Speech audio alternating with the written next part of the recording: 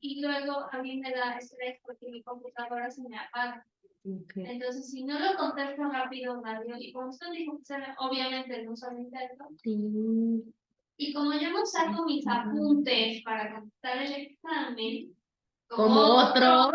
entonces la pronto puedo decir que la calificación fue con mi mero conocimiento, no fue con trampa. Sí, a mí, soy muy honesta, no me gusta la dinámica de que hagan así exámenes. A mí en lo personal no me gusta. Porque obviamente ayer me dice papá de mi hija, ¿y por qué? Yo digo, es que saqué cita en corporativo. Me dice, ¿por qué? Yo pues es como ¿y por qué sacaste los estudios? Le digo, pues porque ese examen se supone que te evalúa lo que sabes y lo que no. Claro. Por eso la niña, por ejemplo, cuando veo que no quiere que me dijo a la noche, mamá, ¿y por qué no sacaste los apuntes? Le dije, porque es examen. Bien. Y me dice, pero aún así muchos te sacan los apuntes. Le digo, es que siempre tienes que hacer lo correcto aunque no te piensa. Claro. Pero mi hija me mandó una marca. Sí, pero. O sea, sí, pero no. Ajá, sí, pero ya me arrepentí. O sea, cuando ve las publicaciones de. Sí, por favor. Por ejemplo, ahí claro, obvio, Sí, claro. porque luego celebran las cabras bien caídas. Entonces, o sea, y yo sí lo hice por mi parte. Yo te puedo decir que mi 7 es mío, no es mi apuntes, es mío. Igual mi 6 de forense. Sí, porque me equivoqué, tengo que preguntar a mi digo, oye, creo que me equivoqué en los factores. Y ya, de los factores predisponentes los confundí con los inherentes. Entonces, todo lo que me está costando trabajo, los exámenes, estoy acostumbrada a leer los completos y ya ir contestando. Empecé primero y la pregunta por la final. Entonces, eso leo con mi cojo ayuda. Pero bueno, trataré de. Sí, y ¿sabes por qué se me hace raro? Porque aparte de todo, no les coloqué nada de Tanato. No. Hubiera venido Tanato, bye. Yo creo que sí. Y le digo, ¿me puedo presumir que mi licencia? Cierto sé, Yadira. Bueno, de por sí me dijiste desde un principio que esa como No, te gustaba. No, es que no me gusta, es que ciertas cosas, pero sí, no, o sea, es muy técnico, muy técnico. Entonces, sí. Ahora está la hora. Ay, cierto, tienen examen anual. Y yo bien espantada ayer porque ¿cómo? Ajá, porque me quedé así como de, caray, creo que me confundí. Pero... Ajá, porque la mandé mensaje y le dije, oye. Hola Sam, buenos días. Ay, muchas gracias, qué bueno que les guste. Y todavía nos falta mucho. Entonces vamos a entrar, después de Tanato entramos a trauma. Y también va a estar bien pesado. Y después asfixiología va a estar bien pesado. Pues por eso yo pensaba que el primero iba a estar mucho más sencillo que el segundo. Entonces, Bueno, sí, Sam, es que sabes que generalmente nos gusta más como a los que nos gusta más como el penal y como todo ese tipo de... Porque es investigación, son como chismes, están muy buenos. Está Pero hay cosas que, por ejemplo, me están compartiendo. Por eso no ya sé. Sí, en cuestión de imágenes, cuando sea, yo les voy a preguntar y ya me van a decir si es o no. Tú todavía no llegas ahí, ¿verdad, Mitch? No. Es el examen. Lo más probable es que cuando llegues... No, la materia está muy padre, de hecho esta es la que más me causa interés. Sí, pero está bien pensada y me viene conclusiva. Sí. Sí, la verdad es que es cierto, pero es interesante. A mí también es una de las que más me gusta. Aparte como que te ves obligado a estudiar todo el tiempo. O sea, como que es un reto intelectual. Sobre todo para nosotros que no somos médicos, o sea, para nosotros que no somos médicos, que no somos traumatólogos, que no pertenecemos a áreas químicas, físicas, nos cuesta bastante trabajo. Y sobre todo para que no nos dan la cara, ¿no? Sí, dictámenes. Sí, porque luego pasa, ¿no? Pasa un montón. Sí. La verdad es que sí, andamos ahí regando la vecina. Por eso más vale precisamente como aprender. Le digo, si bien es cierto, no lo vamos a hacer. Inclusive ni podríamos ser peritos en el área, pero pues sí, por lo menos. Sí, para interpretar, para algo sí, claro. Sí, la onda de la observación ahí está y que está bien pendiente, es porque si te mueven algo ya cambió todo. Todo, claro. Y en materia de tener que ir súper radicados. Entonces, sí, Sí, ahora que lo pienso, sí, o sea, sí tienen razón. por eso es un poco más benevolente cuando tú sabes. No, ahí veremos a ver qué tal les va. Pero por lo menos el de fiscal está muy fácil, el de corporativo es todo más o menos, y sí, el más complicado, no es cierto, el más complicado va a ser el de derechos. Ese sí, para que vean. Pero bueno, pero ese es otro tema. Bueno, a ver, estábamos viendo el día de antier, estábamos viendo acerca de los responsables solidarios, ¿sí estoy en lo correcto? Ok, en el caso de responsables solidarios, ¿en qué acabamos de ver los supuestos? Nos quedamos en lo de No sé, los, cuando no se lleve la contabilidad. no, lo de la ejecución del concurso mercantil. Las personas que hacen responsables solidarios, socio, el accionista y la empresa. Acabamos de ver las personas extinguidas. No, esa no lo vimos. ¿Seguro? Porque ni me suena la palabra. Bueno, personas me refiero a personas, ¿cómo se llama? A personas morales. Si nosotros vemos la parte de decisión, bueno, la fracción propiamente, bueno, les dije que la buscaran en su código, ¿no? La fracción técnicamente son las sociedades escindidas por las contribuciones que causan su relación cuando transmiten activos, pasivos, etcétera, antes de la propia escisión. Ahora vamos, en el caso de la parte de la escisión, porque yo sé que igual y varios no saben o no recuerdan el caso de derecho. Decimos que la escisión como tal es cuando se extingue la empresa. No sé. Sí, exactamente. Pero ya no es una extinción ni provisional, ni mucho menos. Ya es una extinción general. O sea, ya una extinción definitiva. Exactamente. Inclusive es ahí donde ya se hace la distribución a todos la parte de los... Decimos que es una extinción, digamos que física, porque lo que se hace es transmitir, digamos que los activos, los pasivos y demás. O sea, es una transferencia, una transmisión. Nos dice que los responsables solidarios van a ser aquellos que precisamente transmitan la empresa con esta figura de la escisión.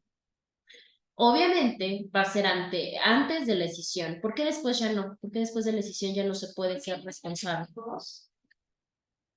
Bueno, porque para empezar, antes todavía tienes como algo que respetar de toda la empresa. Hagamos de cuenta Pemex, ¿no? Ah, sí. Entonces, antes de eso puede respetar la empresa. Ya una vez declarada que la empresa en quiebra o en concurso, ya no hay un material que pueda ser comerciable para la empresa, a menos que alguien compre tu deuda, por ejemplo. Puede ser, en el caso de la decisión. Ajá, pero por ejemplo, si yo vendo pasteles y te van a quiebra mi empresa y a usted le debo los conocimientos de los pasteles, alguien, por ejemplo, puede llegar a mí y decirme, ¿sabes qué? Pues yo te compro tu pastelería y te la compro a lo mejor, la totalidad de la deuda son 10,000 pesos, ¿no? Entonces Mitch me dice, ¿sabes qué? Te doy 15. Okay. Entonces, yo o te doy 5, pero yo le pago la deuda. Exactamente. Ajá, exactamente. Ahora, recordemos que entonces, ¿quiénes serían responsables solidarios? Tú serías responsable solidaria mía en lo que se hace todo el proceso de la decisión. Antes de la decisión, también con la pena, somos responsables solidarios, porque ya hay un tipo de, pues generalmente son contractuales, no son contractuales mercantiles. De ahí en fuera ya pasada la decisión, como yo ya transmití, como yo ya transferí, pues ya en automático se deslindan de obligaciones, ¿no? Eso sí sería cómo funcionaría cómo funcionaría esa situación de esa fracción. Ahora, posteriormente de ese mismo, así les dije el artículo, ¿no? Pero el artículo 26, si mal no recuerdo. Nos habla de las empresas residentes en México o en el extranjero que tengan un establecimiento permanente en el país y precisamente van a hacerse cargo cuando estén en uso y goce temporal de bienes de inventarios dentro del territorio nacional o que hayan sido ya transformados. ¿Cómo funcionaría esa parte? Porque no estamos hablando necesariamente de empresas mexicanas. Estamos hablando también de empresas extranjeras, pero que tengan sus establecimientos. ¿Qué es un establecimiento de una empresa? Como su local, exactamente. Puede ser su filial, las filiales. Acuérdense que no todas las empresas tienen sus oficinas centrales en un determinado lugar. ¿Sí? Puede ser Volkswagen, ¿no? Tenemos una cuestión de que de una empresa que tiene que es una empresa extranjera, pero que tiene toda su instalación o tiene, digamos que ciertos lugares dentro del país, específicamente pues aquí en Puebla. Entonces son responsables solidarios, claro. Puebla, por ejemplo, la sede de Puebla, digamos, de Volkswagen, no puede decir, ah, yo no pago impuestos en México, ¿por qué? Porque es alemana, pues que paguen los alemanes ahí en su país. No, son responsables solidarios. Ellos tienen residencia acá, e inclusive si se dan cuenta, entra con la fracción número C de los principales, ¿sale? Si lo ponemos y lo encuadramos, digamos que Volkswagen entraría Volkswagen Alemania como un residente en el extranjero que tiene ingresos o su fuente de riqueza dentro de territorio nacional, ¿no? Bueno, una parte. Y también entraría como responsable solidario Puebla, porque si bien es cierto, es una empresa alemana, pero tiene también su situación de instalaciones, de establecimientos y demás pues, aquí en México. La regulación administrativa. Toda la, sí la tiene, claro. Porque creen que cuando se van a huelga, pues luego, ¿no? No necesitan inclusive ni hacer todo un trayecto, sino que ya tienen lo que sí pueden negociar. Personas a quienes residentes en el extranjero les presten servicios personales subordinados cuando estos sean pagados por residentes en el extranjero hasta el monto del impuesto causado. ¿Cómo es esa? Aquí el prestador de servicio no es mexicano.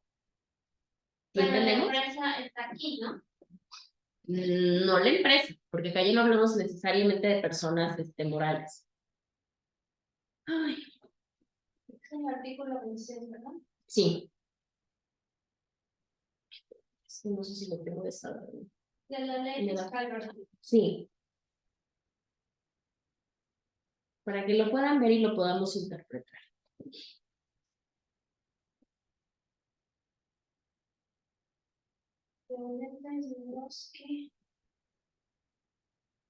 Es creo que ya la penúltima, ¿no? Miren, aquí está. Ah, espera.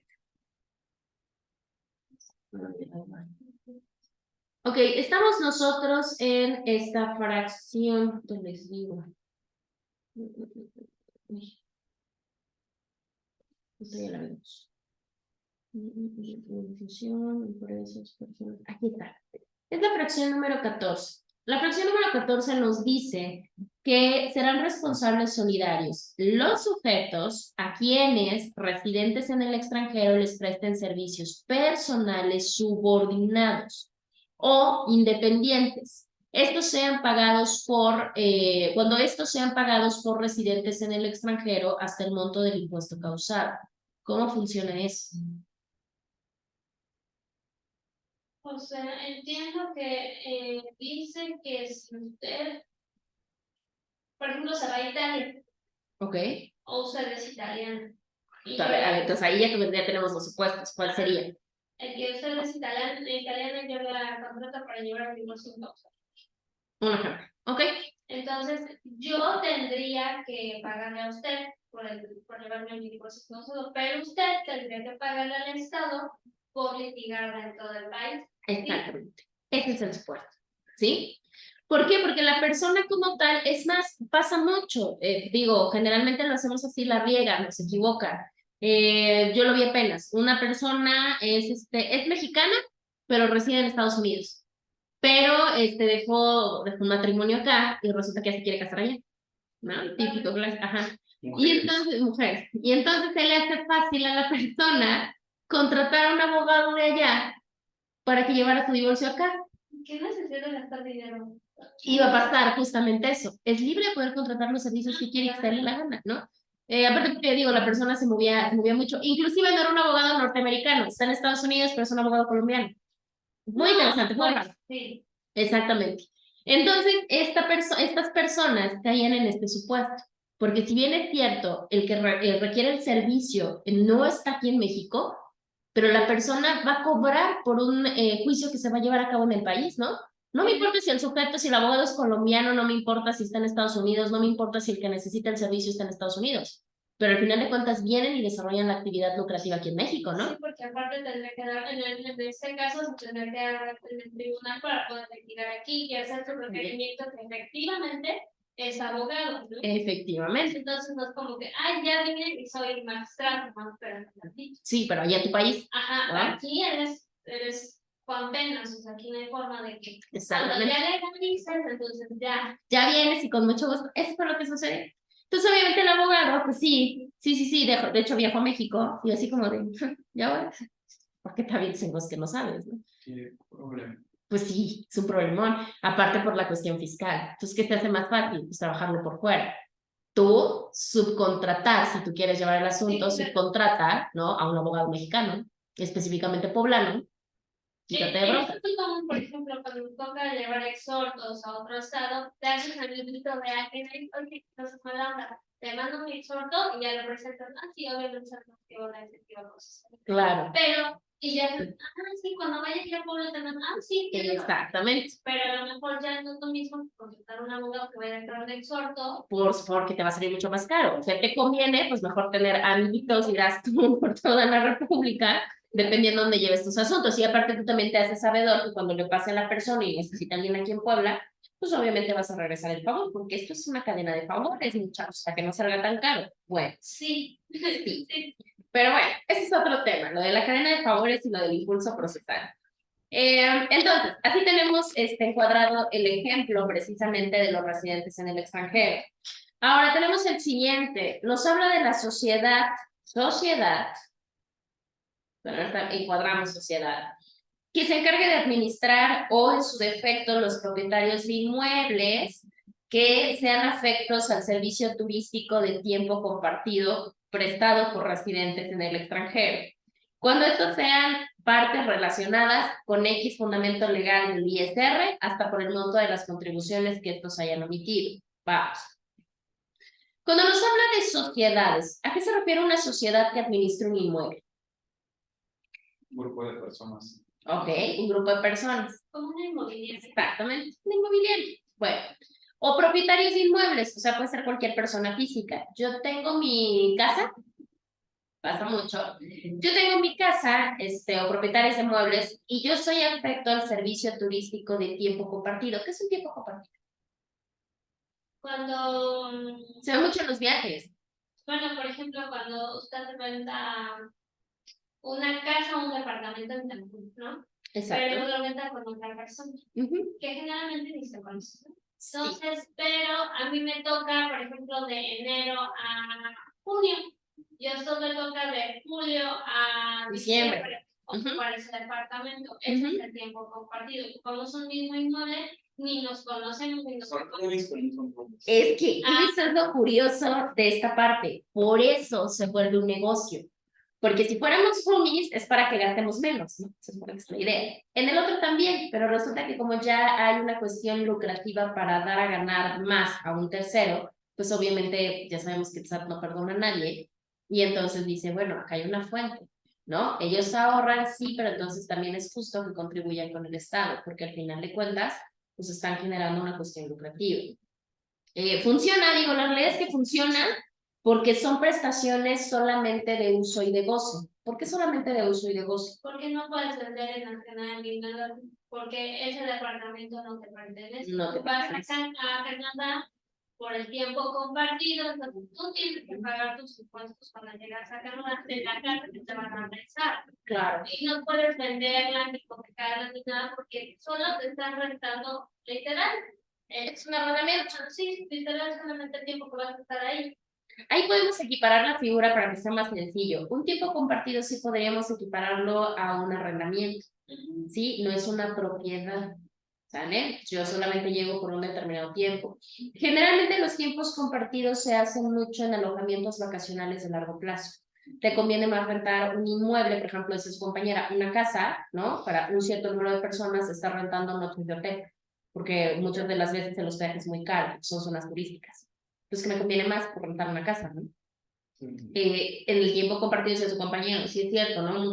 Depende, hay gente que no se conoce, hay gente que sí se conoce, que vamos, no sé, 10 de la misma familia, y de que estemos pagando todos día y noche de hospedaje durante 15 días que fuimos a Europa, pues un 20, va a ser carísimo. ¿Qué hacemos? Nos rentamos un inmueble y nos quedamos los 10 días, noches y demás. ¿no? Entonces, ¿dónde viene la solidaridad de estos sujetos más que verlo por el fin bonito de las vacaciones? ¿Qué es lo que nos importa a nosotros? Los impuestos. Decimos que todas aquellas personas, aquella inmobiliaria que dedique su inmueble a rentárselo a turistas, ¿no? O aquellas personas que renten inmuebles o que vendan tiempos compartidos por residentes en el extranjero, se vuelven también solidarios. Tienen que pagar ambos la cuestión del impuesto. Y está. Sí, de acuerdo a lo que nos dice la O ley. incluso se predial, ¿no? Que También. por ahí, por ejemplo, es que dentro de un contrato puede haber muchas cosas que pueda decir, ¿sabes qué? Te toca pagar el predial y te toca pagar el agua de tal a tal mes, ¿no? Y el otro le toca pagar el del otro de tal a tal mes y también pueden cobrarle el impuesto predial, ¿no? Aunque si bien es cierto, el impuesto predial se paga solo una vez al año, pero pues es como un negocio, ¿no? Exactamente. Sí, entonces ahí tenemos la situación, ellos se vuelven solidarios. ¿Qué es lo ideal? Pues obviamente que la persona que sea la titular del inmueble, pues en el contrato incluya eso, ¿no? Ya sea que te lo incluya tácitamente, o sea, que ya te lo cobre, o sea, que ya vaya cobrado, o que te diga, te toca pagar, depende, ¿no? Pero si no llegase a pasar así, pues entonces sí tendrías que colaborar, tendrías que cooperar con el pago solamente de las contribuciones que se omitan, que han recomendado su compañero, parte de ISR, ¿vale? No de contar. Bueno. Personas morales o físicas que reciban servicios o contraten obras a las que se refiere el 15D por contribuciones que se hubieran causado a cargo de trabajadores con los que se presta el servicio. Aquí nos vamos a ir al 15D para que sepamos más o menos de qué hablan. De hecho, se supone que ya, bueno, no sé si han visto el código fiscal. Ustedes yo creo que ya, ¿no? Aquí no. Bueno, sale por ahí, bueno, espera. Aquí tenemos, en el caso del 15D nos habla de la cuestión de las deducciones o contraprestaciones por trabajos de subcontratación. Esto pues para llevar a cabo cierto tipo de actividades económicas por aquellas personas que contraten, digamos que en mayor número. Estas deducciones, ¿por qué se manejan de esta parte? Si los trabajadores, o bueno, cuando los trabajadores pongan a disposición del contratante cuáles son sus trabajadores y mediante qué tipo de figura jurídica se encuentran, y aquellos en los cuales pues tengan actividades preponderantes en el contrato. Ya vimos que hoy por hoy una de las fuentes lucrativas pues está en la intermediación o en la subcontratación, ¿no? A mí me dan una obra, pero yo no la voy a ejecutar directamente, voy a subcontratar personas a las que les voy a pagar menos, porque yo como los subcontrato, yo pago más, yo gano más y les pago menos. ¿Vale? Pues sí, tenemos esa modalidad. ¿Es legal? Pues es legal. O sea, si yo me alquilo y hay una subcontratación, no pasa absolutamente nada. Pues nosotros así, ¿no? Exactamente. Y es una fórmula o es una mecánica de negocios que pues la verdad ayuda bastante.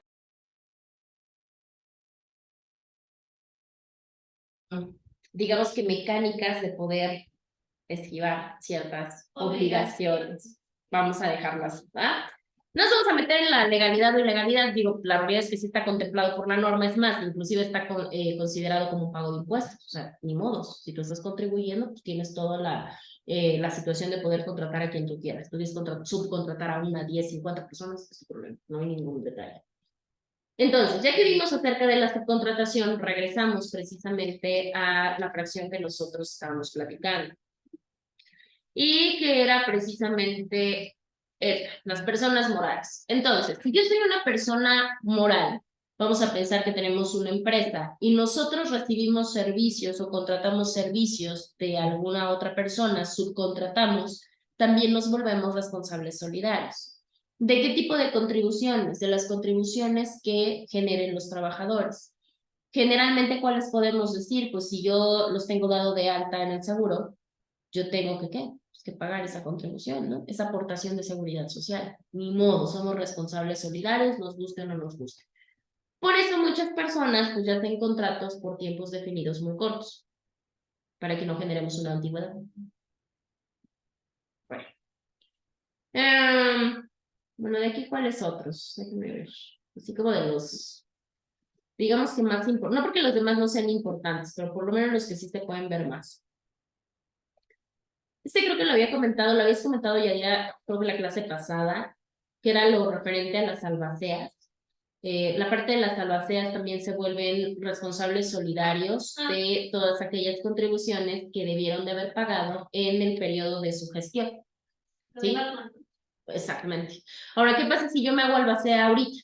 Un ejemplo, ¿no? Yo recibo ahorita el título o remito el cargo de albaceazo y empieza ahorita, no sé, en octubre de 2023. Y resulta que están inmuebles, ¿no? Y hay ciertas actividades que deben de pagar impuestos. Y resulta que da, no sé, octubre de 2024, y pues yo no me valió, pues como ni le sé, pues me valió. Y yo así me fui, nunca se me ocurrió visitar a un contador, nunca se me ocurrió ver que se tenía que pagar ni nada. Obviamente en ese momento, en octubre de 2024, yo no puedo decir, pero si ni son mis inmuebles, pues son del que ya se murió, ¿no? Por ejemplo, yo no voy a pagar nada, ¿yo por qué? Pues resulta que sí eres un responsable solidario, porque ya será tu chamba administrar toda la cuestión de los bienes, incluido pagar impuestos. Y también se antes, ¿no? O sea, cuando ellos reciben la albacea, la reciben con deudas. O sea, no necesariamente activos. Deudas en general. O sea, se supone que eso, o sea, prefiero tanto lo bueno como lo malo de la empresa. Pues fíjate que ahí ya quería en el otro supuesto que vimos que los que se hacen cargo son los herederos o los legatarios. Ellos ya serían los que se encargarían antes de, porque entonces yo en ese momento no estaba ejerciendo mi cargo. Anteriormente de que pasara el de Cuyos, la realidad es que no tenía ni idea de nada, ¿no? Pues no tengo por qué yo pagar algo que yo ni siquiera había aceptado. Pero en el momento de que ya tú eres albacea, ahí sí te haces responsable, ¿no? Entonces sí, ahí tenemos como que esa situación. Bueno, ahora, el hecho de ser solidario no solamente implica, digamos que deudas principales, sino que también incluye los accesorios. Salvo la cuestión de las multas. Las multas es así, no. Si yo demuestro ser un responsable solidario, bueno, pues no, yo cubriría mi parte proporcional y no. Sanciones administrativas, pues sí, si no cumplo, pues evidentemente voy a tener que responder por esa falta. Bueno. ¿Tienen alguna duda de responsables solidarios? ¿No? ¿Seguros? ¿No?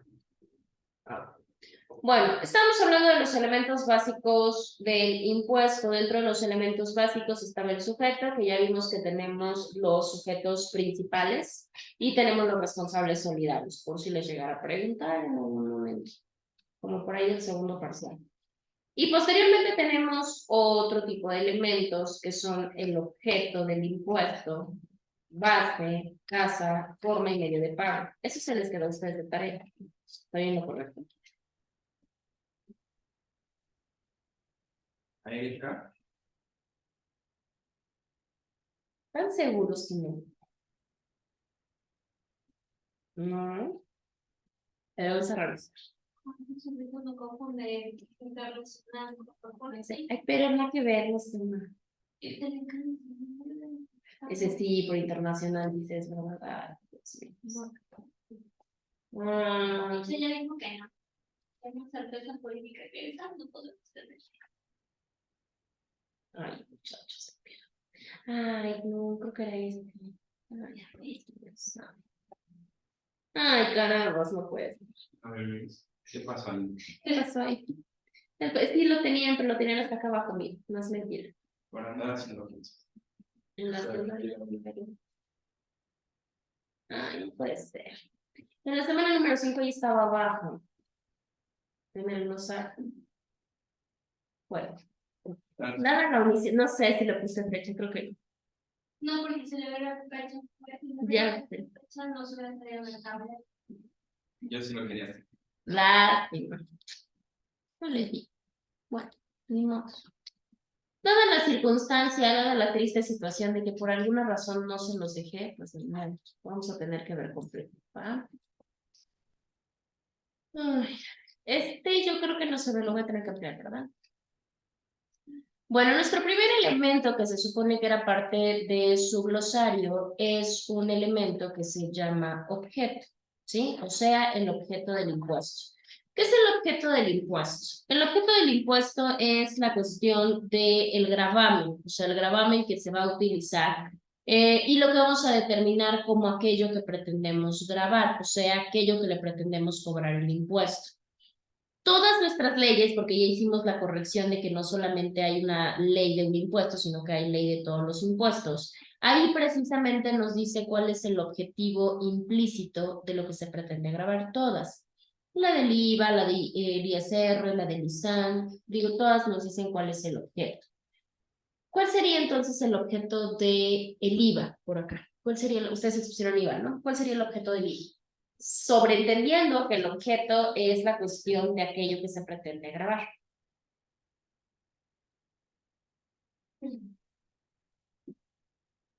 No me acuerdo de cuáles fueron cuáles. Ajá, mira. Sí, fue...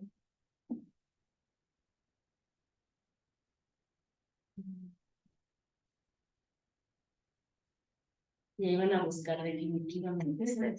Pobre ese compañero que no tuvo oportunidad. Estoy en WhatsApp. Ah, bueno, menos mal. Entonces aquí. Ah, claro, sí. Confío. Mal, pero ahí está. Sí. ¿Cuál sería, Miguel? ¿Cuál sería el objeto del IVA? ¿Qué es lo que pretende grabar el IVA para que se empiece sobreentienda? Matar el impuesto y el valor agregado. Por ahí va, por ahí va. No te pongas nervioso, Miguel, ¿qué pasó? Ya vas a decir lo mismo que te choquito. No. Sí, ahora pues.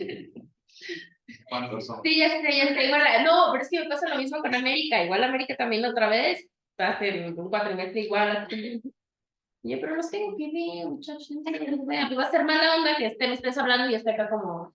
No sé. Es que, por ejemplo, IVA es para todos los productos, es como el impuesto que se paga por todos los productos, o sea, no hay forma de que no lo pagues. Ok, entonces el objeto ¿cuál sería? Acá en el caso de San, dice que es la cuestión, bueno, recaudar impuestos a través de la compra de ciertos productos. Dijimos, ciertos, ahí tenemos como un debate, ya vimos, cuando empezamos a ver que nos enseñaron, pues bueno, vimos cuáles sí, cuáles no. Ok.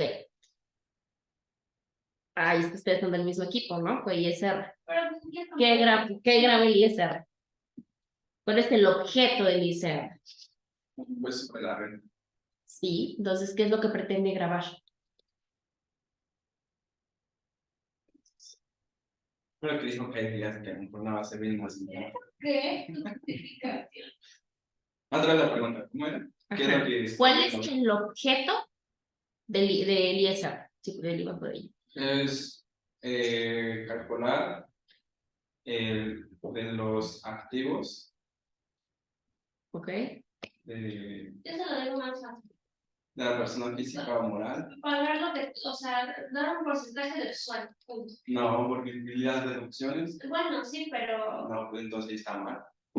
Ahí van, ahí va la idea. Es que el ISR lo pagas porque trabajas.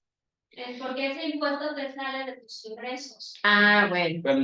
Pero no se paga del sueldo, sino de lo que queda, ¿no? Vamos a sobreentender. Del cálculo que saca. Exactamente. Entonces, sobreentenderíamos que el objeto del impuesto sobre la renta, ¿qué sería? Pues gravar la renta, la ganancia y la utilidad. ¿Sí? Ese es el objeto, lo que pretendemos grabar. Eso se los digo porque cuando tengamos ejercicio, bueno, cuando tengan ejercicios, pues sí, ¿cómo van a calcular algo que no saben ni siquiera qué graban? No inventen. Ese es el examen. En el de hoy no, en el de hoy no, en el siguiente pues sí, probablemente. Ahora, en el caso de su compañera, en el caso del impuesto del valor agregado, ¿cuál sería el objeto? Pues el objeto del IVA sería gravar actos o actividades que se realizan dentro del territorio nacional, que tienen que ver mucho con lo que decía Sam, con la cuestión de los productos, ¿sí? Bueno, ahora, ustedes que saben la materia de impuestos, porque nosotros sabemos la materia legal, pero nosotros no tenemos nada que ver con el cálculo de impuestos, ni mucho menos. Digo, hay que ser muy honestos con nuestras áreas de expertos. Ahora, si yo te digo, ¿qué es ustedes inclusive lo manejaron en sus exposiciones, cuando hicieron sus fórmulas? No está él. La determinación de la base. ¿Qué es la base del impuesto? Ahí sí es el sueldo. ¿Qué es la base del impuesto? Es de lo que se va a Sí, eso es como el. Ok, adelante. Es como, por ejemplo, en mi caso del automóvil, la base es como si fuera el costo del automóvil, que conlleva otros costos, no es en sí solo el costo de lo que cuesta el automóvil, ¿no? Para fabricarlo y lo que va a costar venderlo, sino lleva otros pagos. Por ejemplo, en mi caso, la base del ISAN conlleva DTA y, bueno, otros pagos, pero es Ok. como, bueno, no sé si esté en lo correcto, es como el costo base del impuesto sobre el que se va a calcular lo que se va a pagar. No sé si es correcto. Ok, costos sobre, ahí tenemos palabras claves, ¿va? Ella inclusive ya lo ejemplificó porque en su fórmula de Lisan se encontraba preciso, o sea, súper explícito. En el suyo también, ustedes también tenían una determinación de base. Bueno, ahorita vamos a ver. El monto, exactamente, el monto sobre el cual se aplica el porcentaje del impuesto, ¿sí? Palabras sencillas, eso podríamos decir. Tenemos un monto y a ese monto es al que le vamos a sacar el porcentaje que tenemos dentro del impuesto. Ay, déjenme regresarle. Bueno, tenemos determinación de la parte de la base. Cuando nosotros ya tenemos quién es el sujeto del impuesto, o sea, ya sabemos quién lo va a pagar, porque eso es lo primero que le importa al SAT, saber quién, y ya luego saber cuánto, ¿no? Saber cómo. Ya que tenemos al sujeto del impuesto, entonces debemos de determinar la base para poder generar el cálculo del impuesto. Si nos damos cuenta, la causación es la que nos lleva a aterrizar en la parte de la base. ¿Cuál es la causación? Que nosotros como contribuyentes encuadremos en el supuesto jurídico, pues para saber que tenemos que tributar, ¿sí? Si yo soy una persona que no tiene ingresos, si yo soy una persona menor de edad, si yo soy una persona que no nada, ¿caigo en el supuesto jurídico que me obliga la ley a pagar? Pues no, la realidad es que no, pues necesitamos caer ahí para poder, esa sería la causa del por qué yo tengo que pagar. La determinación del impuesto, la determinación del impuesto que se causa, se da como tal para determinar la base, o sea, para sacar el porcentaje de cuánto es lo que vamos a pagar nosotros, en general todos los contribuyentes. Ahora, por ahí su compañera hablaba, ahí vamos a ver, del porcentaje, de uno de los porcentajes que se tienen que pagar. Ya tenemos el estándar, ya tenemos a lo cual le vamos a quitar el porcentaje.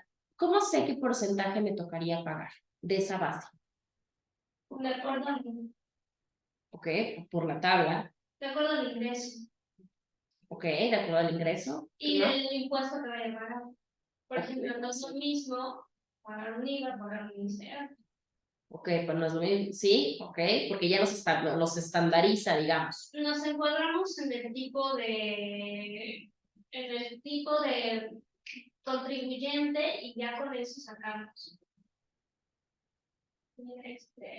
los porcentajes, porque ahí mismo, dentro de la normativa, nos dice qué tipo de contribuyente eres, cuánto vas a pagar, por qué lo vas a pagar y de dónde lo vas a sacar. Se checa rápido en su constancia de situación fiscal. Ok. Y ahí te dice que tienes que pagar. Y ya nada más se calculas todo. Y ya ahí calculas todo, ok.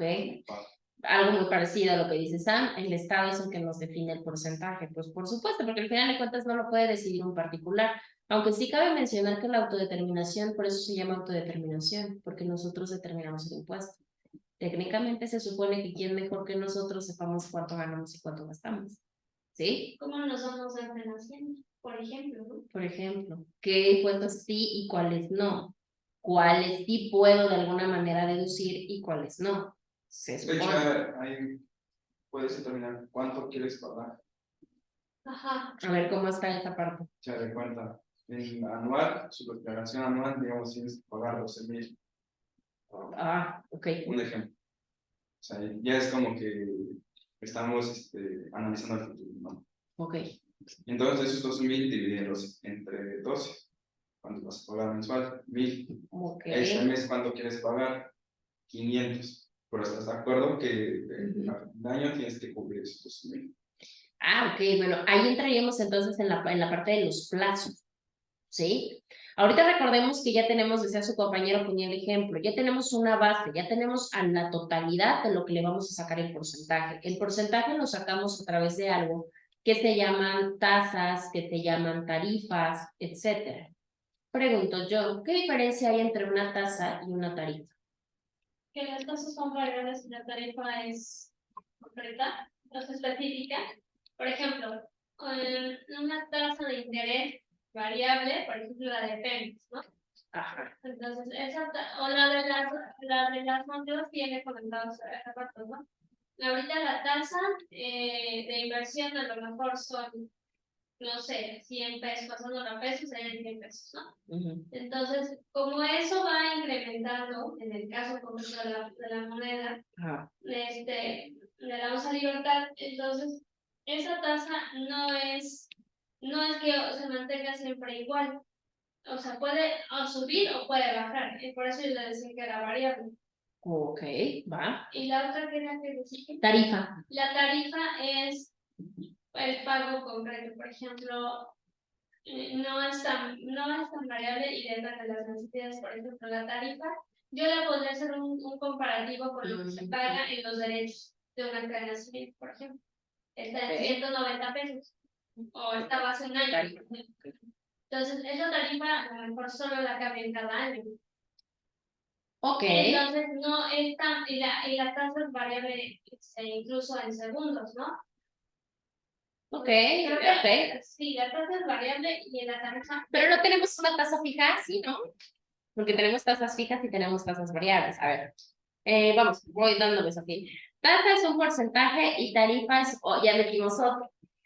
Y la tarifa es el agrupamiento de cuotas. Ahí tenemos otro que es la cuestión de las cuotas. A ver, ¿por qué es esa? No digo que esté mal, pero ¿por qué en la tarifa sería un agrupamiento de cuotas? Entonces, ¿qué es una cuota? Miss, ¿Sí? ¿Te escucho? yo, de acuerdo con lo que dice mi compañera Samantha, ajá, la tarifa es en porcentaje, la tasa, perdón, y la tarifa es un monto. Ok, ahí está. ¿Sale? Ah, no sé si se entiende. Tasa se maneja en una cuestión de porcentaje y la tarifa ya tendríamos como la cuestión de una determinación, Una ¿no? cantidad. Una cantidad, ¿sale? Y las cuotas, pues decía su compañera, ¿no? Que son agrupamiento de cuotas. Exactamente, las cuotas es algo parecido más a lo que comentaba su compañero hace rato, ¿no? Que podamos dividir el monto en ciertos segmentos, ¿no? Que lo podamos ver de esa manera. Bueno. Ahora que lo tenemos de todos modos, en el caso de... Ahí está. Se supone que no todas se reconocen en la ley. Se supone que cuando se habla de tasas, de tarifas y de cuotas, generalmente así lo maneja la doctrina, o sea, así lo manejan los autores especialistas en la materia fiscal. Decían sus compañeras hace rato, claro, las cuotas inclusive podemos determinarlo como cantidades totales o cantidades absolutas, ¿sí? En el caso de las tasas, decía su compañera, son porcentajes, por supuesto. Y la tarifa es cuando ponemos en grupito las totalidades o en su defecto las tasas de un impuesto, ¿sí? Que también lo podemos generar así. Ahora esas serían las tres. Otro de los elementos importantes dentro de nuestro impuesto es la época de pago, ¿sí? La época de pago, ¿cuál es? Pues el momento en el cual legalmente yo tengo que cumplir, yo tengo que pagar mis impuestos. Sí, esa es la época de pago. Nos falta uno. Ah, la forma y medio. Bueno, la forma y medio de pago, ¿cuáles son? ¿Cómo puedo yo pagar un impuesto? ¿A través de qué forma?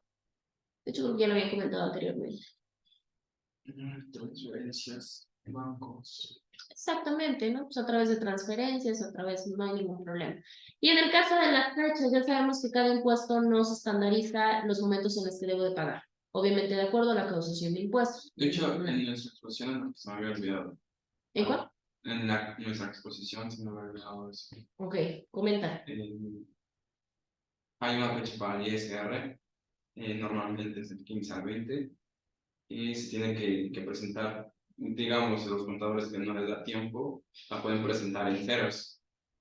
Y se le mete como una provisional, ¿no? Y Ok. después ya nos da tiempo y después la metemos como complementaria. Ah, o sea, puedo contestar como. Híjole, nada más anda dando malos consejos su compañero. ¿Puedo contestarle cero? Sí. Y ya después poner el valor real, pero la agrego como que. Como universitario. Es que el derecho es para encontrar el. No lo puedo creer. Recuerden que les digas algo provechoso de que hay que cumplir, de que hay que apurarse y demás. Pues sí, ese tiempo, pues no ve bien. Una causa externa podría ser Que no te dé tiempo. lo que se puede borrar. Sí, es casi no pasa entre contadores. Bueno, entonces, tenemos que estar claro, eso es muy cierto. Digo, al final de cuentas, hay una parte pues de permisibilidad para la cuestión de cumplimiento de obligaciones. Eso no quiere decir que se gestione un incumplimiento bajo ninguna circunstancia, solamente es como un espacio. Hay primero un recargo, y después si no cumples con eso, ahora sí viene la multa. Que la multa y el recargo puede ser 100, 200. La multa ya puede ser de hasta 10.000. Ok, entonces ya escucharon, entonces eso es provisional. ¿Hay un tiempo, hay un periodo de poderte dejar tu provisional y poder ya hacer tu complementaria? Puedes no presentarla, es que depende de tu sueldo. Pues no puedes presentarla de 13 meses, 4 meses. Y hay personas que tienen 2 años y es como no te llaman, ¿no? Sí, Pero sí. ya depende de la sueldo. O sea, no tenemos un periodo. Esa es otra de las cuestiones. O podemos tener un periodo legal, pero eso ya no depende ni del contribuyente, ya no depende del contador, depende de la autoridad. Sí, porque a veces como que sí te escudriña por un peso que gastaste de más. Claro. La tarjeta y sabes, ¿no? Pero puedes pasar de 8 años sin pagar, como la caducidad de 5 años, no vas a pagar. Y esa es otra cosa interesante, en la cuestión de la caducidad, que también es interesante, ¿no? Y obviamente regresamos. Pero acuérdense que en el caso de la caducidad, el último día de actuación puede generar actividad procesal y ya va listo, ¿no? Entonces también. La prescripción sí. El 5.º año y ya no pagas el impuesto, ¿no? Exactamente. Entonces, pues han de opinar muy bien, sobre todo si caes en caducidad y tú le cobras. La declaración mensual, ¿no? Y mensual. Sí, y más si son de los que te dan para que, pues obviamente, tú pagues y cumplas con todo, y si los cobras y ya caducaron, ya no tendría efecto. Como negocio es interesante, pero a nosotros no nos corresponde ver eso. Bueno, ahora. Y Dios mío santo, no puede ser. Hablando de delitos, vamos precisamente para allá. Digo, no está de más que sepamos las consecuencias legales. Voy a ver porque técnicamente ustedes tenían efectos.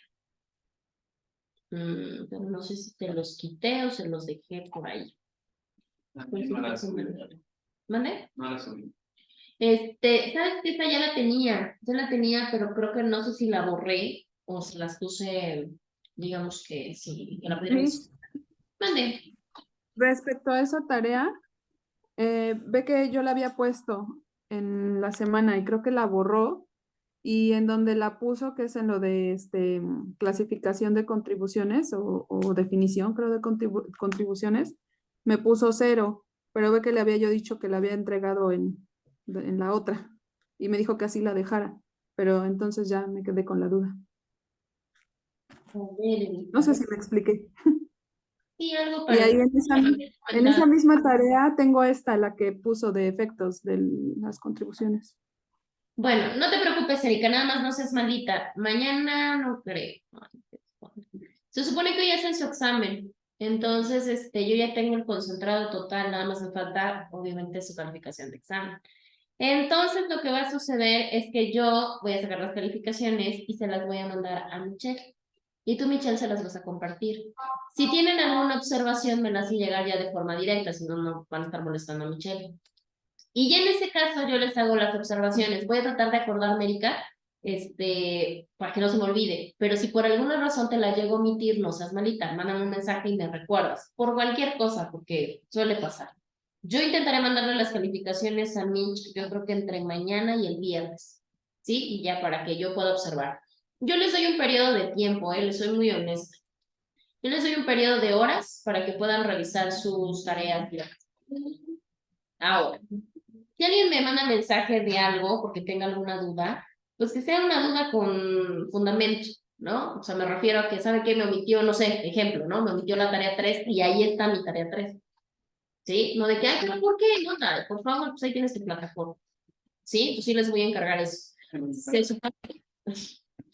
supone que ya está cerrada la plataforma, ya no pueden cargar nada más. De hecho, si pueden observar su plataforma, ya tiene calificaciones.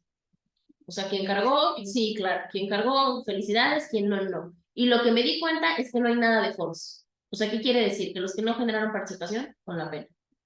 Para que igual cualquier cosa que tengan a preguntar, Mitch o algo, bueno, ya sabes. Por esa simple y sencilla razón. Sí, porque nada más nos dijo que Sam, Erika y yo también unas participaciones completas. Totales, exactamente. Entonces ya de ahí todos los demás me bajan. Se los digo porque yo tengo en el grupo 14. De los 14 creo que nada más ubico a 7, 8. Los demás, si me preguntan, no tengo idea. Entonces, por cualquier cosa. Es más, me atrevo a decir que esos otros 7 ni siquiera han de tener tu número. O sea, ¿cómo se van a enterar cuando suben al sistema? Y todas esas indicaciones yo se las he dado por cada sesión. ¿Qué quiere decir? Que entonces no estamos revisando la sesión y con la pena, ¿no? Eso sí, comentarles, no se apertura el examen bajo ninguna circunstancia, salvo que haya alguna indicación externa, ¿no? O sea, Que nos metió en tu caso. sí, pues algo, ¿no? O sea, que ya definitivamente me tengan que avisar de, ay, es que sí, ¿no? Pues, no le abren el examen. O sea, y esto lo estoy hablando a las autoridades escolares. De ahí en fuera no se apertura bajo ninguna circunstancia. Bueno, ahora, ¿Hasta qué hora cierra el examen? el examen cierra hoy a las 11:59. Está aperturado a partir de las 5 de la tarde. Recordarles igual, sobre todo para los que no hemos trabajado juntos y demás, por ejemplo, Sam, Amiyali, bueno, y los demás que no tengo aquí, los de Conta, y les avisan también, solamente es a un intento. De hecho, se dan cuenta cuando ustedes abren el examen, ahí les aparece un intento, ¿sí? No se vayan a confiar porque me ha pasado varias ocasiones. De que es que pues entré y me salí porque tuve que hacer tal cosa y cuando volví a ingresar, pues ya estaba cerrado. Y no sé por qué, si eran las 8 y cierra hasta las 12. Pues no, porque resulta que es un intento. Si se salen en automático, la plataforma lo toma como un intento, como un cierre. Entonces tengan cuidado, ¿sí? Entonces igual, lo mismo, si por alguna razón llegan a perder, cuidado, internet, o se les llega a apagar su computadora, o se llega a apagar su máquina, lo que vaya a pasar, se cierra la plataforma y se los da por cerrado. Puede pasar, sí, pasa, ha llegado a suceder. A Dana le pasó ahorita, que se le fue la luz, se lo cerró. Entonces, de qué pasa, puede decir, ay, no, ¿cómo va a pasar eso? Sí llega a pasar, muchachos, ¿eh? Entonces, por eso les digo que tengan mucho cuidado. Cualquier falla, porque también ha llegado a tener fallas la plataforma, repórtalo inmediatamente, ¿no? En este caso, pues al ingeniero, de preferencia el ingeniero que se carga de todas las formas.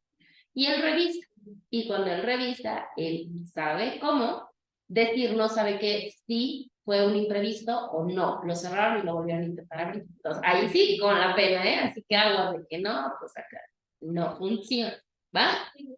Va. Ahora, vamos a pasar a nuestro siguiente tema. Nuestro siguiente tema sigue estando dentro de la contribución de impuestos, pero ya son los efectos, ¿sí? Los efectos como tal para su estudio, vamos a decirlo, para su aprendizaje, tenemos una división de dos tipos de efectos, perdón. El primero va a ser aquellos efectos de los impuestos que no se pagan y los siguientes los efectos de los impuestos que sí se pagan. ¿Sí? O sea, hay efectos de sí y hay efectos de no. En el caso, o haciendo un poquito de alusión, porque digo, es parte de, digamos que de lo que tenemos. Es que no me gusta hacerlo tan grande porque luego se baja de más. Esperen, déjenme ver. 1, 2, 3. Ahorita se los aperturo, nada más para que los tengan. Les decía que el segundo, pues son aquellos impuestos que se pagan, ¿no? Ahora, en cuanto a aquellos impuestos que no se pagan, decimos, ¿cómo que los efectos? Por diferentes razones, generalmente obedece a desconocimiento o generalmente obedece a una cuestión económica, hay efectos de impuestos que no se pagan. Ahí vamos a encontrar dos fenómenos o dos efectos. Por un lado, vamos a tener la evasión fiscal. Y por otro lado vamos a tener la elusión fiscal, ¿sí? Los dos son distintos fenómenos. ¿Qué es la evasión fiscal? ¿Alguien sabe o alguien ha escuchado? Porque es un tema muy común. Digo, la verdad es que sí cabe mencionar que es un tema muy común. ¿Qué es la evasión? ¿Qué es evadir impuestos? ¿Por qué no los pagas? Porque no quieres. Ok, no los pago porque no quiero, ¿qué más? Pero eso no es. Impide el cumplimiento, ¿no? De las obligaciones, del pago de los impuestos, y esto lleva a un delito. Ok, es una falta de pago de impuestos. Ahora vamos con la cuestión de la voluntad. Dice su compañero, es que no todo, sí, no todo.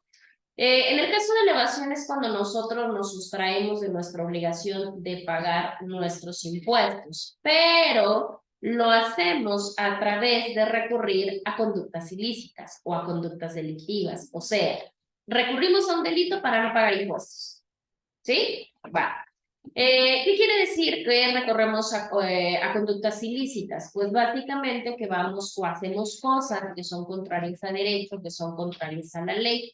Y precisamente esto puede ser o porque prohibimos, o en su defecto también podemos decir, que omitimos hacer lo que la autoridad nos manda, lo que la autoridad nos dice. Podría ser que, por ejemplo, yo tengo una empresa, ¿no? ¿Ok? Y entonces en esa empresa también lavo dinero, ¿no? Entonces, pero yo solamente voy a justificar un porcentaje ¿Ok? de mi empresa y no justifico de dónde me entra el demás capital del lavado, obviamente que es del lavado de dinero, ¿no? Entonces ahí no estoy haciendo una declaración total de mi ingreso, ¿Ok? porque cómo justifico de dónde sale, entonces ahí. Al contrario, el contador. Es que ahí viene uno de los detalles. Sí, la realidad es que la evasión se vuelve complicada. Por ejemplo, para que yo me vuelva una persona, Presta nombre, no, puede ser, que también por no querer cumplir con. Digo que no es legal, no debe. bueno, esencialmente sí, bueno, lo platicamos hace rato, esencialmente sí es ilegal, porque es contrario a derecho, es contrario a la norma, o sea, lo pintes como lo pintes, es ilegal. Ya viene el punto, las consecuencias ya dependerán, pues, de qué tan bueno seas haciendo lo mal que estás haciendo, para que no te cachen. Bueno, eso ya es otro tema, pero nosotros no vamos a ver. Es más común de lo que. Claro que es muy común, por supuesto, por eso es que la autoridad siempre es muy insidiosa en cuestión de saber que hay muchas personas que van a transgredir la norma y que no les va a importar siempre y cuando no los cachen, ¿no? Pues ahí tenemos. Aguas, ¿no? Nada más que no los cachen, porque los cachen y se van directo y se van mucho tiempo, que es un delito contra el Estado. Ahora, en el caso de evasión, podemos cometer, por ejemplo, un fraude fiscal. Un fraude fiscal es una forma de evasión fiscal. Estoy recurriendo a una conducta ilícita para sustraerme de la obligación de pagar impuestos. ¿Sí? Hasta ahí creo que estamos todos en la misma, digamos que en la misma sintonía.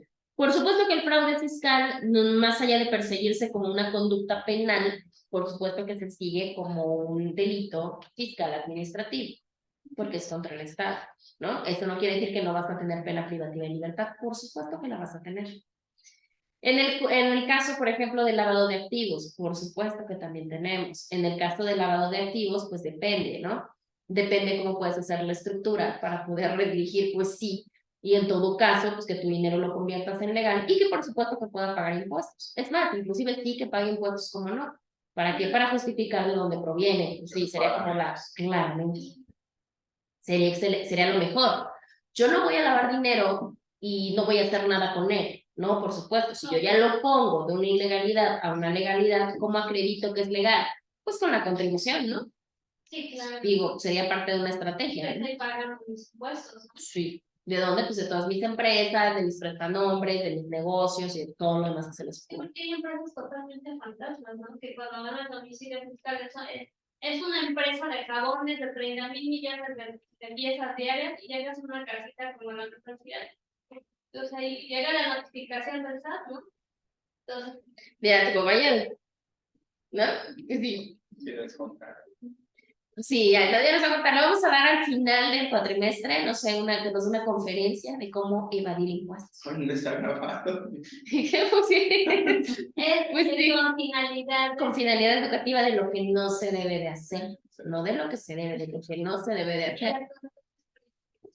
Ah, bueno, ese lo va a dar Yadir, para que no haya problema, ¿no? ¿Les parece? Bueno, ahora, en esta parte de la evasión nosotros vamos a ver dos fenómenos.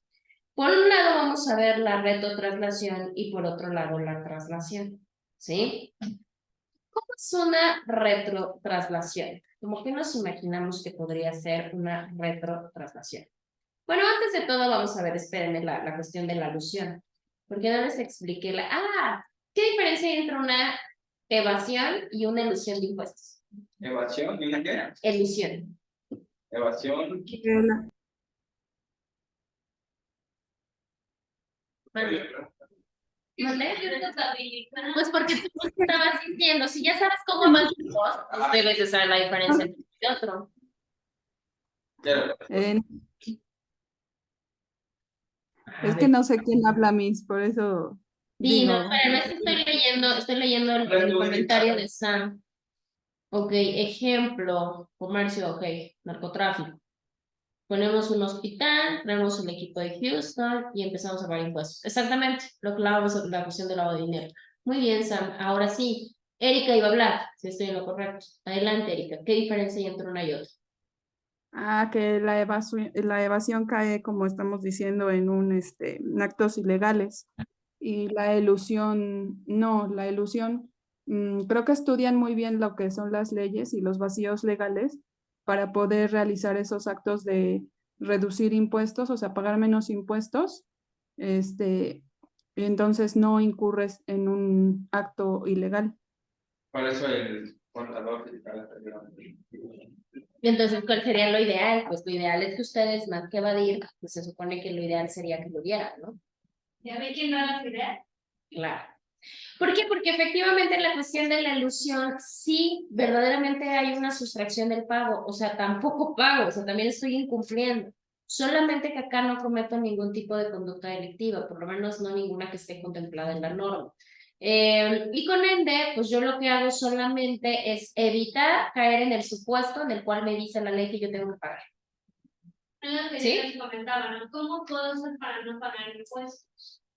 Porque aquí dice que es para evitar o minimizar el pago de impuestos, Exactamente. aprovechando los vacíos legales. Exactamente, que era lo que decía Eric, ¿no? O sea, yo, por ejemplo, como contador, hay, por ejemplo, abogados que se especializan precisamente en la materia fiscal, hay contadores que después estudian derecho fiscal especialmente, no sé, gente que tiene que ver con estas dos ramas, dice, bueno, a ver, entonces, yo voy a buscar la manera de que tú te vayas por otro camino, hablando legalmente, y no caigas en el supuesto para que tengas que tributar. O si no vas a hacer y vas a tener que pagar impuestos, pero que pagues lo menos posible. Por eso vemos que hay personas que tienen muchos ingresos y, híjole, acaban con saldo a favor. Ajá, porque pasa mucho que las grandes empresas hagan donativos deducibles de impuestos. Sí. Entonces, la mayor parte de las personas a las que se les donan, pues obviamente lo declaran, pero pues ya hay mucho rollo como lo declaren, ¿no? Pero tú como dar una donación, ser un donante, es un... Sí, claro. Y luego las mismas personas se preguntan, ¿cómo quieres tu recibo de donación, no? ¿De cuánto lo quieres, no? ¿De cuánto? Claro. Entonces, digo yo, o hacer una... Esto es como la que hacen los feministas, que buscan a las hijas de piel A los colectivos. a los colectivos o las asociaciones. Es que lo pones como una fe, como asociación. Inclusive por eso hay muchos que en lugar de darle el giro comercial, pues tratas de ponerlo con otra finalidad. Ajá. Para que prediquen, vean, que al final de cuentas también es Porque, negocio. por ejemplo, una asociación de esas de las malas buscadoras puede vender playeras, no era lo que hacían, vendían las playeras. Y no las justificaban como producto comercial porque su finalidad no es eso. No es comercial. Sí, claro. Pues todos esos caminos y todas esas rutas que aparentemente podemos decir que es para eludir impuestos, pero que al final de cuentas no son ilegales, pues son esas conductas que forman parte de la elusión, ¿no? Que son las recomendables para que de alguna manera no se pague o se pague lo mismo. Entonces, bueno, pues ahí tenemos. Pueden haber varias, pues no sé. Ahí ya su área de especialidad ya tendrán ahí. Ahora, decíamos hace un rato, tenemos una traslación, para hablar nosotros de una traslación de impuestos, la traslación se verifica en 3 PAC o en 3 PAC, ¿sí? En esto claramente estamos hablando de impuestos en los cuales de alguna manera sí se pagan. Porque el problema no siempre radica en los impuestos que no pagamos. Si yo no pago impuestos, tenemos una evasión si hay conducta delictiva o tenemos una ilusión si no hay conducta delictiva. Pero ahora, ¿qué sucede con el efecto de aquellos impuestos que sí se pagan? Los impuestos que yo pago también tienen un efecto, lo deben de tener. Tenemos, por ejemplo, la parte de la traslación. La traslación, hablamos de traslación de gravamen, traslación de impuesto, que se denomina repercusión, ¿sí? Un impuesto que yo pago tiene repercusión. Esta traslación de la cual hablamos es un fenómeno, ¿sí? La repercusión es un fenómeno. ¿Este fenómeno de qué carácter es? Pues es un fenómeno económico, porque obviamente los impuestos ya sabemos que se pagan en cuestión de económica. A veces esos pasos están permitidos por la legislación y a veces ese fenómeno está prohibido por la propia ley. Es más, en algunos casos ni siquiera tenemos una ley que lo regule y eso lo hace delicado porque le da paso a la elusión de impuestos, ¿no? De pagar, pero pagar un poquito. ¿Cómo se hace la repercusión o la traslación de un impuesto? Es cuando yo le cargo a una persona, cuando yo le cargo a un tercero, ¿sí? Este tercero se lo cargo cuando no es originalmente la persona sujeta que debe de pagar el impuesto, ¿sí? Como los solidarios. ¿Cómo los qué? Como los solidarios. Pues es que los solidarios es como por una responsabilidad, más bien por una obligación. Ajá. En este caso no, en este caso como que la traslación es algo como más optativo, como más opcional. Sí, lo podemos ver de esa forma. Este tercero, obviamente cuando yo le traslado, cuando yo hago la repercusión del impuesto a un tercero, que se supone que originalmente no es el que me establece la ley, este sujeto ya no sufre el impacto económico, ¿sí? Porque ya incide el impuesto en alguien más, ¿sí? ¿Cuándo vemos ese tipo de fenómeno de la repercusión o de la traslación del impuesto? De personas que deben de pagar, pero que al final de cuentas no pagan porque ya lo paga un tercero, porque lo paga un tercero, por razones lo que quieran.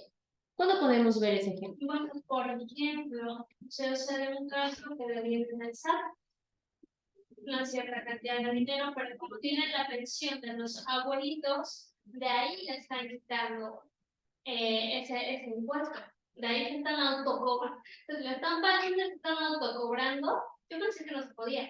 Pero yo vi que no sé si es legal o ilegal, pero el SAT está cobrando de ahí. Algo parecido. Y sabe que se va a la totalidad. Entiéndase que podríamos cobrar un amparo porque no podría quitarle todo el dinero, pero lo están haciendo. Entonces, de ahí, encuadrando el supuesto, yo creo que ahí aplicaría porque llega la pensión y el SAT se la retira y ya el que está pagando el impuesto es quien le deposita la pensión. En realidad la persona directa, ¿no?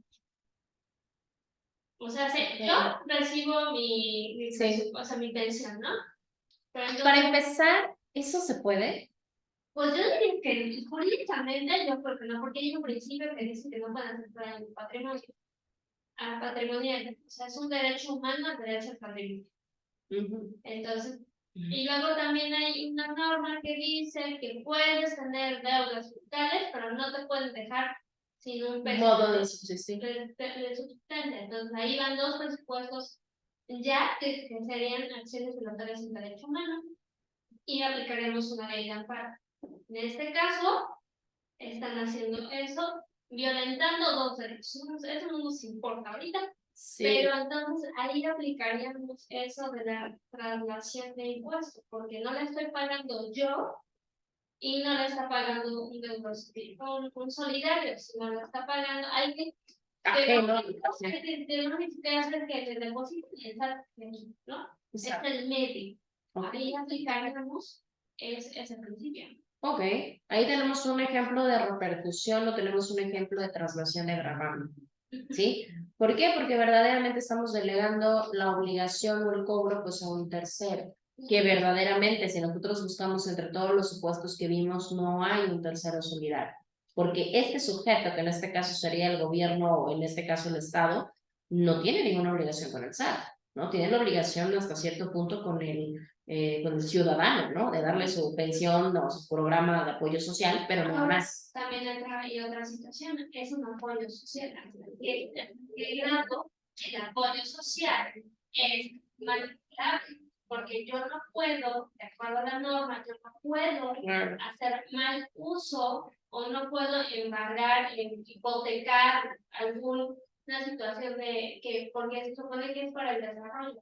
Entonces, ahí también sí, claro, porque si no, imagínense qué sucedería con todas las deudas que son primarias antes que las deudas del SAT, porque tenemos todavía un orden de prelación de deudas. ¿Quién está por encima del SAT? los alimentos. Exactamente.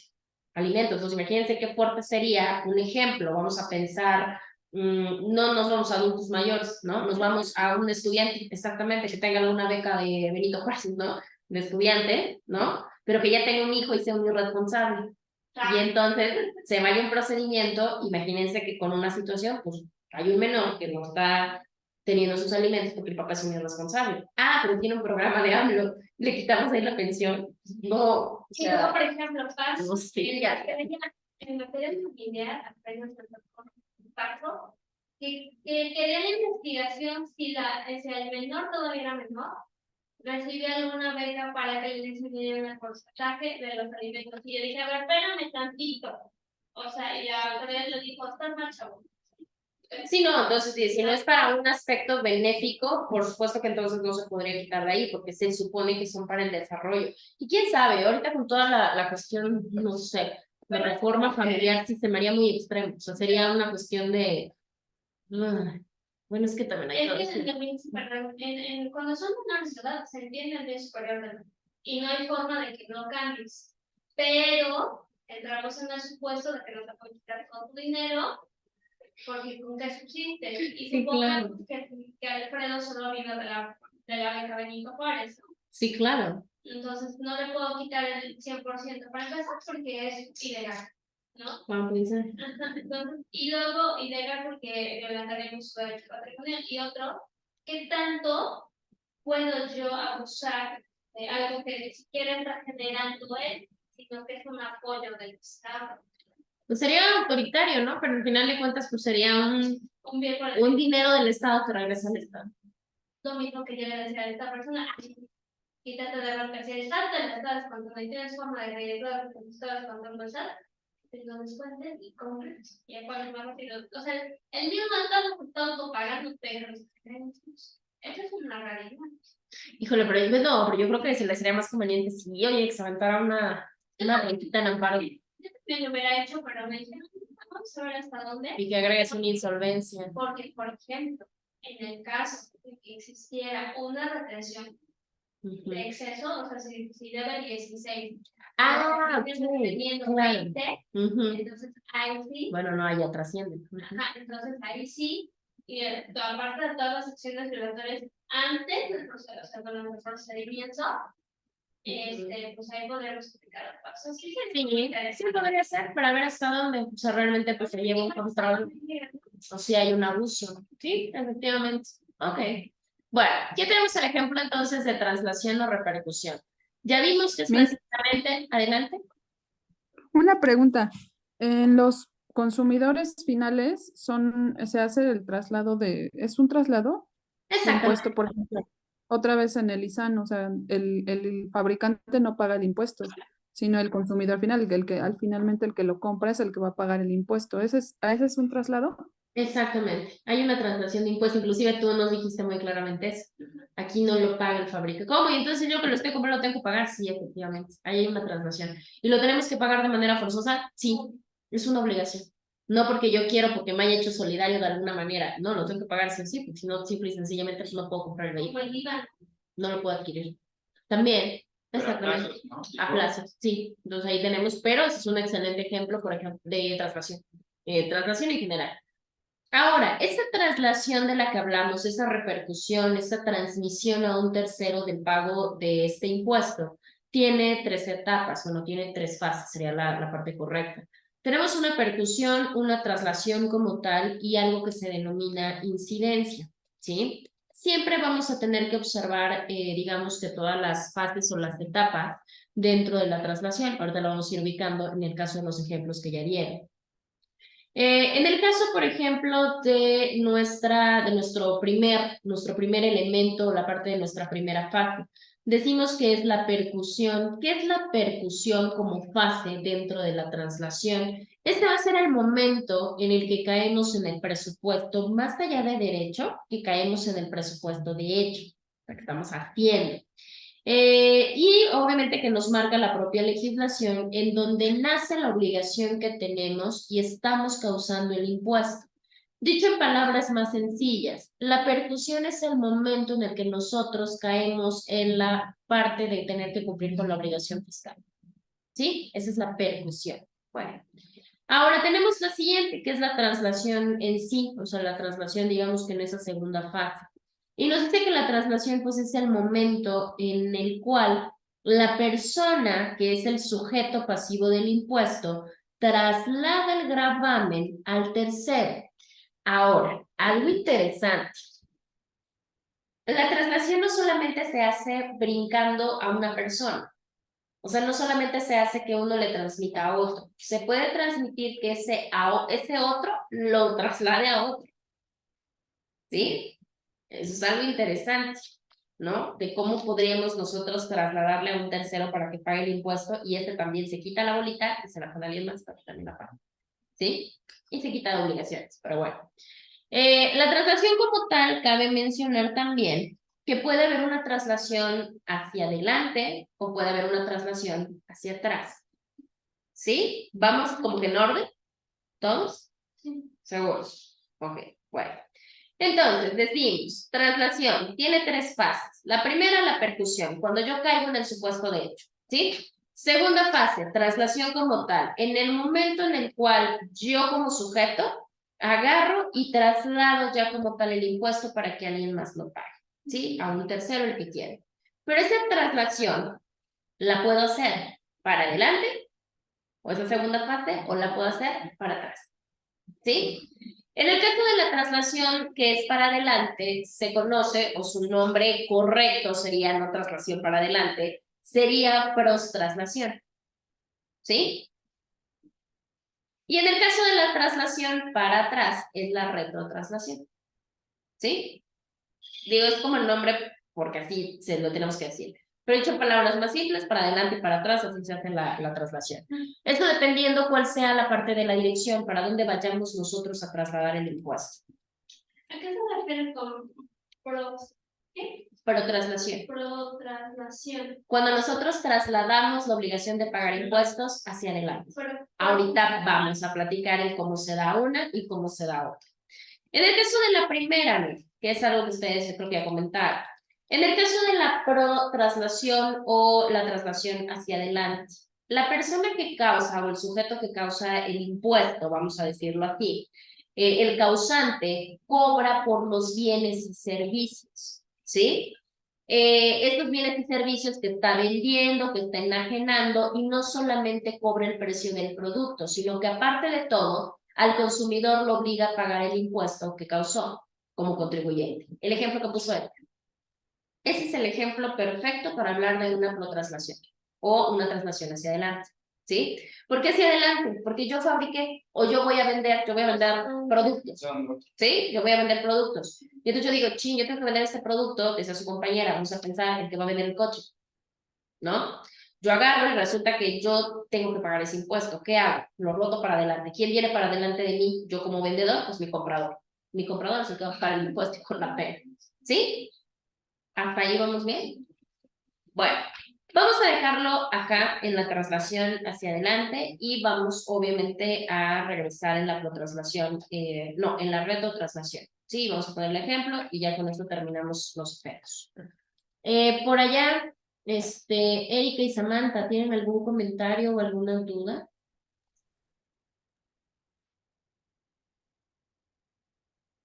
No, Miss. ¿No? Perfecto. Ahora, déjenme ver. Van a realizar, tienen tarea, porque después acá creo que sí ya pasamos directamente a crédito fiscal. Entonces, bueno, sí. Y entonces van a tener que buscar una definición y van a estructurar un concepto de crédito fiscal, ¿sí? La definición, pues obviamente que venga de un autor y que quieran, y la cuestión de su concepto, pues es un concepto personal, ¿va? Les coloco bien las indicaciones y les cambio la fecha. Su fecha sería, pues evidentemente para el siguiente lunes, que sería 16 de octubre. Y tengo una pregunta. Adelante. ¿A qué hora se cierra el examen? A las 11:59 del día de hoy. Sí, del día de hoy. ¿Vale? ¿Cuántos minutos tenemos?